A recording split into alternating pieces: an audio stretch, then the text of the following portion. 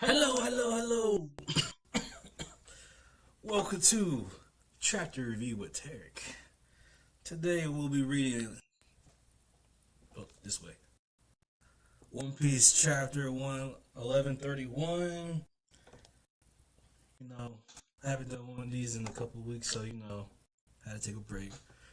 Sadly to say, Oda's about to take a break too, for 2 more weeks because his health isn't so well. So I read this earlier this week, but I wanted to savor it. I want to make up some thoughts and some theories about what's going to happen later in the manga. So here we are, One Piece Chapter 1131, Loki in the Underworld. He does these cover stories. We're still in the middle of Yamato's pilgrimage. She's just going around Wano. It's pretty boring. But you know what? We're gonna go ahead and get back to it. A little recap: Luffy and Loki are still talking. So Loki told Luffy that they're officially on Elbaf, and so Luffy goes, "Oh yeah, I knew this was Elbaf. We've been waiting to get here for ages. Everything really is huge in Elbaf." You hear Loki go, "Oh yeah, good for you. By the way," I wonder if Usopp will figure it out when he gets up there. What's on top of the tree? Hey, the most powerful nation in the world. Live and breathe warfare. Wow, that's wild. Phew. When I was on Dora Bragi's ship, I never seen so many giants at once. It was really overwhelming. Hey, I can't believe they're the most powerful. And then Loki just screams, "Hey, I'm talking to you." And all the animals surrounding Loki and Luffy are just like at a stop because Big Boss is talking and Luffy's just babbling, rambling, and I love that because usually Luffy doesn't do that. Usually when he gets on island, he's just ready to pop off and show niggas basically. But he's really sitting back and taking it in that they're finally here and they're journeying in Elbaf, and they've been trying to get to Elbaf since Little Garden, which is like episode 42, 37, somewhere around there, and we're at 1131. It's been a long time coming, and that's like over 10 years that we've been waiting. And so Loki goes, "I am the sun god enshrined in the legends of this land.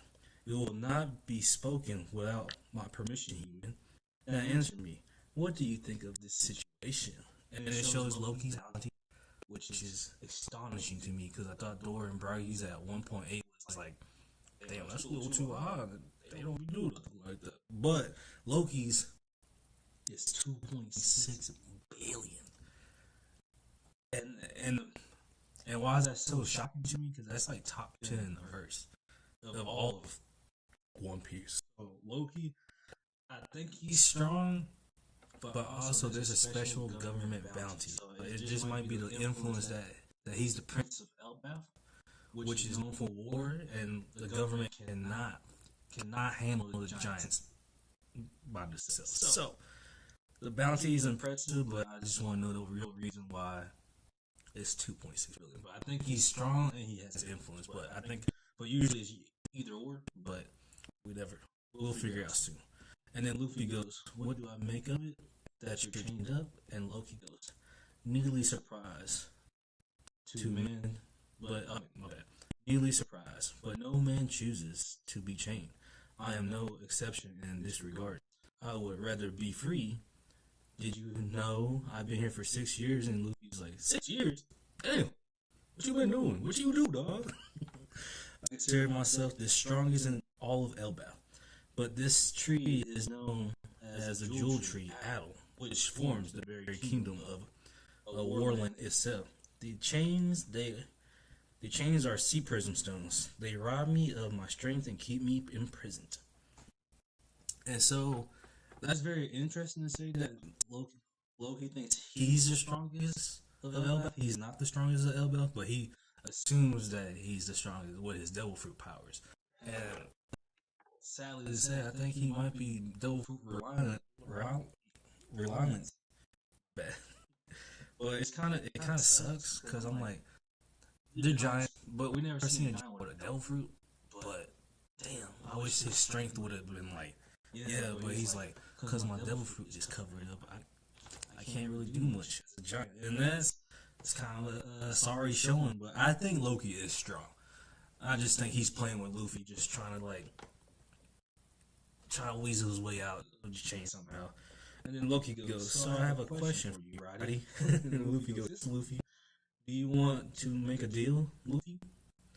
You're a pirate, aren't you? If you should undo these chains that bind me, I'll offer to completely annihilate one rival pirate crew of your choosing. What you say? The key should be somewhere in the village. If you rather not, I won't force your hand." And he's just like snickering as he's saying this to Luffy. And then Luffy just look at him and he's like,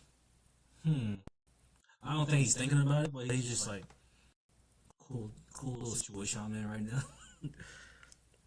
And then Loki continues, like, oh, but I didn't mention, this is the lowest plane of Elbaf, the underworld, a place that no one dares to venture into.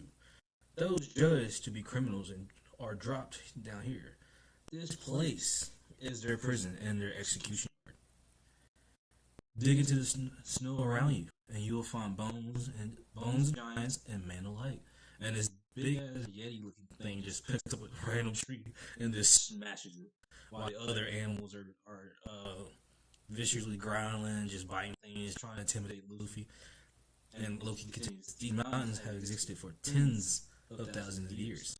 In our culture, we call this the first world. Interesting. Viking lore. This is really interesting. So Elbaf is a really big tree. The tree itself is Elbaf, so it has different very layers. So I think going with the Viking lore that they're going to do all 9 realms, and the base of the tree is the underworld, which makes sense because these creatures are terrifying. And Loki goes, a place where sun is only a dead memory, foolish human. And Luffy is just looking at these wild animals, and he's just like, back. all these animals look like they're about to eat him, and just ready to chomp on Luffy. But Luffy has no fear. He's been through this plenty of times. His grandpa used to throw him in the forest as a kid and just make him defend himself against giant animals. So, yeah. And then Loki goes, so if you don't do as I say, they might not take kindly to. Those other little ones are humans who chose to do battle with Elbaf. They wear stinky robes to turn away the ravagous beasts. But they only delay the inevitable. They are corpse already. And then people go, now that's really uncalled for, sir. Who is this guy? Can we rob him blind? Maybe he got something. We don't want to get knocked out unconscious like the last time. I mean, around here, you don't expect to run into red hair Shanks of all people. Hey, I'm gonna finally say it. I think Shanks might be evil, bro, because he might be the reason why Loki got chained up or something. Because he's a territory protector. So something must have had to happen 6 years ago for Shanks to be like, hey, what you doing here is out of pocket. I might have to take over. And I think him and Loki might have fought, or something happened with Loki and his dad that Shanks has something to do with, probably. But I don't really know. This Shanks lore is just crazy. It just gets, and I like it because we're finally at Elbaf, and like, I hope we get a lot of Shanks, which is also kind of sad because older to say once we start seeing Shanks more, we're towards the end. But I'm gonna keep going. And the little people is like, Luffy says, "Did you just say Shanks?" And all the little people are like just shocked because they're like, "The hell did he tame all these giant animals already?" And they go, "We did, but this really is invalidating everything we thought we knew." And then Loki goes, wait a second, who is this Pimp Squeak?" And then Luffy is flying towards Loki and go, "Did Shanks really come here? You know red hair?" And then Loki's just like, "Yeah, I got him in the palm of my hand." If you meant that coward of a pirate, he certainly did. And then Luffy Hey, everything was so cool. Luffy, he was all carefree and shit until Loki said that coward. Luffy turns gear 4 and tries to punch the ish out of this man. Loki barely got away. And everybody's like, "Oh my gosh!" All the animals and Loki were just like, "Whoa, what's going on?" And like Loki's like, "Hey, wait, take it easy. I was only joking." And Luffy's just like, "Don't play with my boy's name. That's, that's the man. That's the man that saved me. Gave up an arm for me, dog. Don't talk about my man Shanks like that." And Loki goes, "I'm helpless. I can't defend myself.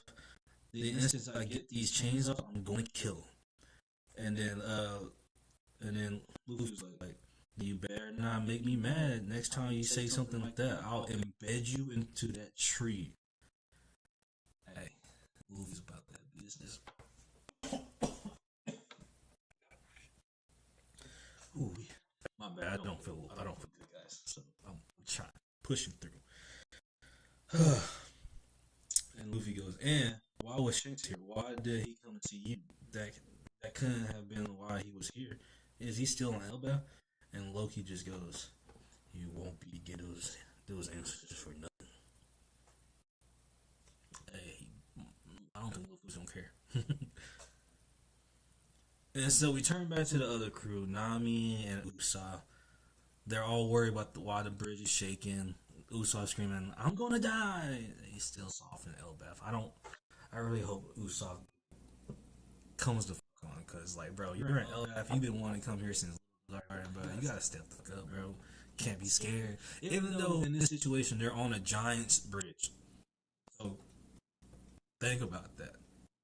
They're regular humans on a giant bridge made for giants. So them trying to get through this bridge kind of crazy, especially in a snowstorm, which is crazier because the giant that's trying to like help them capture earlier in the chapters are running away from his